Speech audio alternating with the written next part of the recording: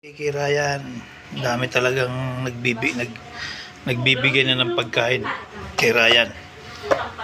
Ito, kalyus, kanin, corn beef. Yan.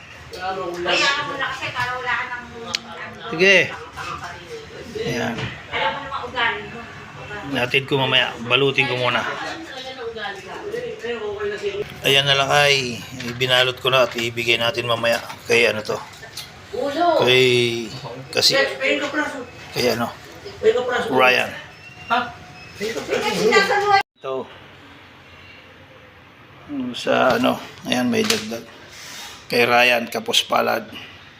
May naman tayong bibigay kay Ryan. Ito datid ko muna. Tayo sa area ni Ryan. Hanapin natin kung nasaan siya. Baka nandito.